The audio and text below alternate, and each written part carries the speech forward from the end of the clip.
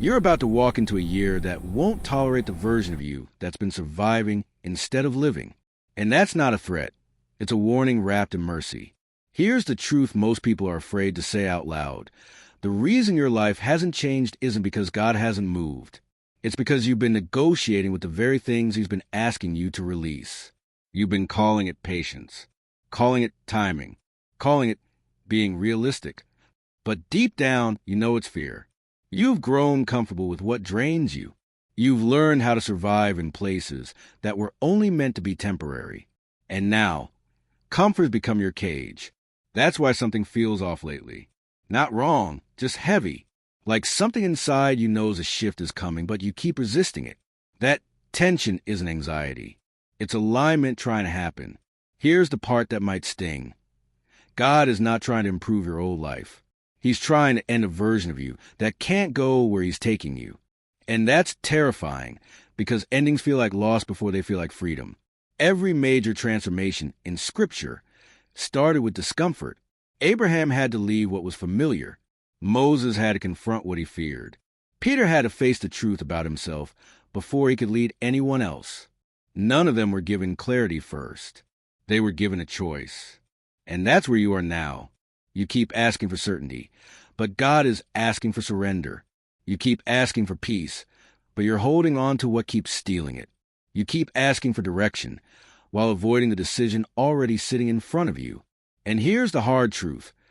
Delay doesn't mean disobedience, but prolonged delay often becomes it. You already know what needs to change. You already feel the pull. You already sense the quiet conviction that won't leave you alone. That's not condemnation. That's invitation. God isn't angry with you. He's patient. But patience doesn't mean permission to stay stuck. Sometimes the most loving thing God does is make you uncomfortable enough to move. And this is the part most people miss. The discomfort isn't punishment. It's preparation. You're not losing anything that's meant to grow with you. You're shedding what can't follow you into what's next. And yes, that feels like grief before it feels like freedom. But here's the promise. God never removes something without intending to replace it with something deeper, stronger, and more aligned with who you're becoming. The problem is, you can't receive what's next with hands still gripping what's familiar. So before you step into 2026, say this to yourself.